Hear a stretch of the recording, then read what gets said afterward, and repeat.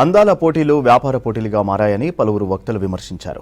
Hyderabad Basheerbagh press క్లబ్లో అందాల పోటీలు వ్యాపార సంస్కృతి అనే అంశంపై సామాజిక సదస్సును మంజీరా రచయితల సంఘం అధ్యక్షులు రంగాచారి అధ్యక్షతన నిర్వహించారు. ఈ కార్యక్రమానికి ప్రముఖ కవయిత్రి విమల, తెలంగాణ సాహిత్య అకాడమీ మాజీ అధ్యక్షులు నందిని సిద్ధారెడ్డి హాజరయ్యారు. దేశంలో ఎక్కడ లేని విధంగా రాష్ట్రంలోనే అందాల పోటీలు జరుగుతున్నాయని ప్రభుత్వం గొప్పలు చెప్పడం సరికాదన్నారు వక్తలు. రైతులు వేసిన ఆరుతడి పంట వర్షానికి తడిసినా రైతులు ధాన్యం కొనండని చెప్పిన ప్రభుత్వం పట్టించుకోవడం లేదన్నారు. వ్యాపార సంస్కృతి వచ్చిన తర్వాత అందానికి ఉన్న కొలబత్తలుతో పాటు ఇంకోటి చెప్తున్నారు. మీరు అందంగా తయారైతే మీకు కాన్ఫిడెన్స్ ఉంటుంది. ఆడవాళ్ళకి మీరు అందంగా తయారైతే మీలో ఆత్మవిశ్వాసం పెరుగుతుంది. అందంగా ఉంటే సాధికారత వస్తుంది. ఎందుకు ఇష్టం వచ్చినట్టుగా ఉండాలి? చక్కగా తయారై చక్కగా ఉంటే మంచిది. అది మంచిదే, నిజంగానే మంచిగా మనం తయారైతే మంచిగా అనిపిస్తుంది. కానీ ఇది ఎందుకోసం? నువ్వు ఆ రకంగా ఉంటేనే ఎదుటివాడు గుర్తించే తత్వం ఉంది.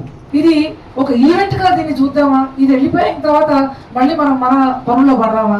నేను అనుకుంటున్నాను ఆ భావజాలం ఏమిటి అనేది చాలా ప్రధానమైన విషయం. ఇన్ని కోట్ల మంది ఆడవాళ్ళు ఉండే దగ్గర ఈ ముగ్గురే సుందరులా? బేసిక్ ప్రశ్న. ఎట్లా తీసుకొస్తారు వీళ్ళని సుందరులు అనే దానికి? సౌందర్యం ఎంత అద్భుతమైంది కదా. దాన్ని ఒక ముగ్గురిని తీసుకొచ్చి కొలతల మధ్య బంధించి కూడా అందాల రాసులు అంటారు. అంటే అందుకనే ఏంటంటే ఈ అందాల సుందరులు అనేవారు స్పాన్సర్ చేసినటువంటి కంపెనీ చేతుల్లో బానిసలు, బందీ. వాళ్ళు ఆ అగ్రిమెంట్ తీసుకున్న తర్వాత ఇంకా మాట్లాడడానికి వీల్లేదు.